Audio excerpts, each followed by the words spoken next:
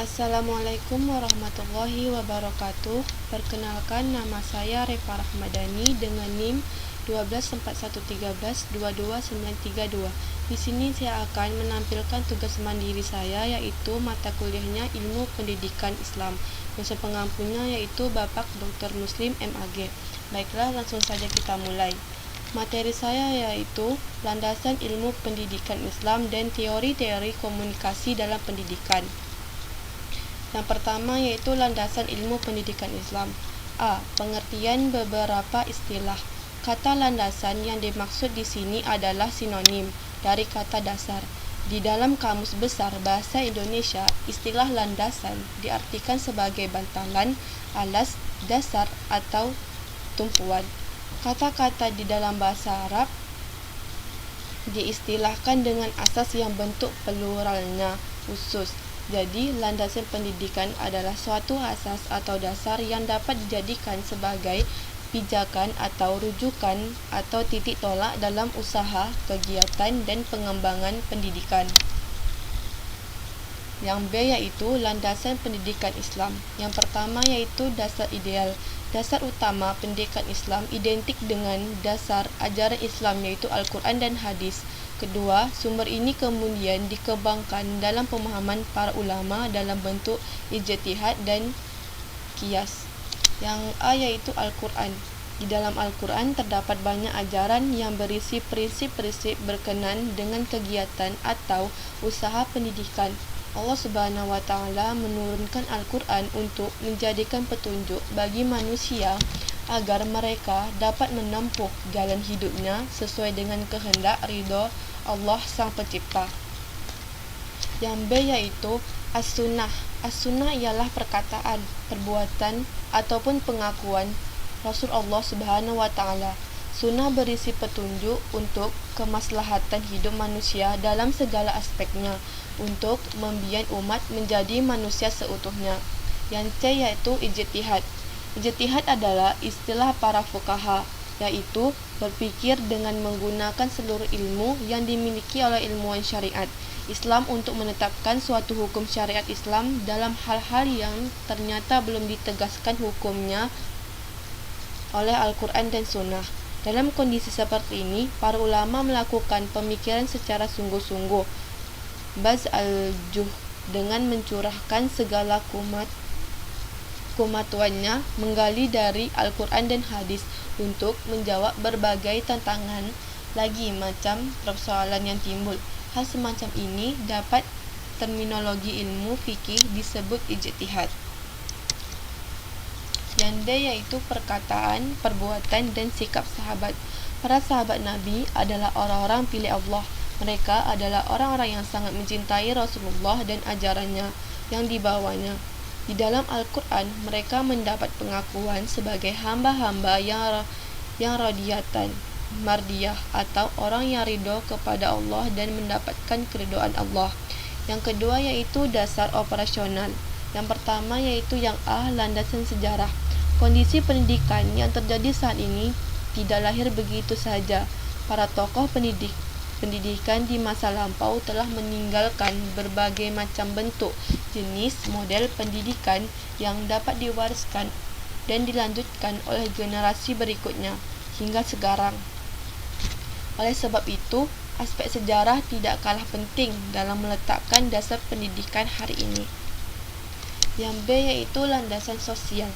Pendidikan merupakan interaksi manusia yang hanya bisa berjalan melalui jaringan kemanusiaan.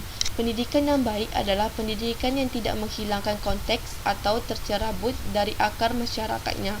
Oleh karena itu, masyarakat yang baik akan menyelenggarakan format pendidikan yang baik pula. Yang C yaitu ekonomi. Pendidikan dianggap sebagai sesuatu yang luhur, maka sumber-sumber finansial dalam menghidupkan pendidikan harus bersih, suci, dan tidak bercampur dengan harta benda yang subhat. Ekonomi yang kotor akan menjadikan ketidakberkahan hasil pendidikan. Yang D yaitu politik dan administrasi. Dasar politik dan administrasi ini memberikan bingkai ideologis yang digunakan sebagai tempat bertolak untuk mencapaikan tujuan dan cita-citakan yang dicita-citakan dan direncanakan bersama. Yang E yaitu psikologis.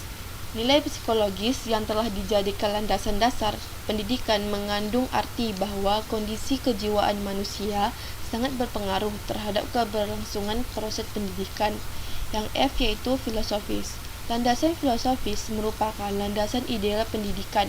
Landasan ini berfungsi mengarahkan dan mengembalikan tujuan ideal dari pendidikan itu. Landasan ini menurut Hasan Langgulung juga sebagai polisi lalu lintas yang bertugas mengecek dan mengontrol landasan-landasan pendidikan lain. Yang berikutnya itu materi tentang teori-teori komunikasi dalam pendidikan. Yang A yaitu teori komunikasi verbal dan nonverbal. Komunikasi verbal merujuk pada pertukaran informasi melalui kata-kata baik secara lisan maupun tertulis. Ini mencakup penggunaan bahasa baik dalam bentuk ucapan percakapan pidato maupun tulisan. Menurut Kusuma 2015, komunikator atau komunikasi verbal adalah bentuk interaksi di mana menyampaikan pesan kepada komunikan melalui media tertulis atau lisan. Komunikasi nonverbal adalah bentuk komunikasi yang tidak melibatkan penggunaan kata-kata atau bahasa sebaliknya. Komunikasi ini melibatkan penggunaan kata-kata atau bahasa sebaliknya. Komunikasi ini melibatkan ekspresi wajah, gerakan tubuh, kotak mata basah, tumbuh postur tubuh, gerakan tangan, dan elemen-elemen lainnya yang tidak menggunakan kata-kata secara langsung. Yang B yaitu teori komunikasi interpersonal tentang individu. Teori komunikasi interpersonal yang membahas individu mencakup pemahaman tentang bagaimana orang berkomunikasi satu sama lain secara langsung, terutama dalam hubungan antar pribadi, atau salah satu teori yang relevan dalam konteks ini adalah teori komunikasi interpersonal dari Jopens de Vito. Teori ini menekankan bahwa komunikasi interpersonal terjadi antara dua orang atau lebih yang saling berinteraksi dan mempengaruhi satu sama lain.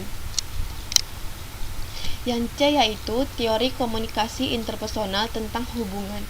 Teori komunikasi interpersonal tentang hubungan ini menyoroti dinamika dan aspek-aspek yang mempengaruhi interaksi antar individu dalam kerangka hubungan sosial. Salah satu teori yang relevan dalam hal ini adalah teori pertukaran sosial atau social action theory.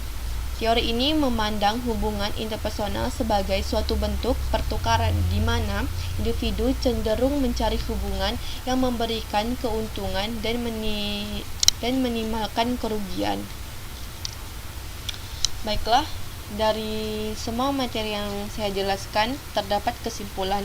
Kesimpulannya yaitu landasan ilmu pendidikan Islam dan teori-teori komunikasi dalam pendidikan dapat disimpulkan sebagai penggabungan antara prinsip pendidikan berbasis Al-Quran dan hadis dengan teori komunikasi efektif dalam proses belajar mengajar.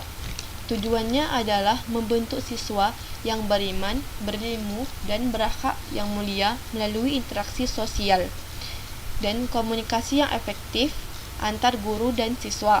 Dengan demikian, pendidikan menjadi lebih holistik, mencakup aspek kognitif, afektif, dan psikomotorik. Baiklah, sekian presentasi dari saya. Jika ada kurang, saya mohon maaf. Saya akhiri. Wassalamualaikum warahmatullahi wabarakatuh.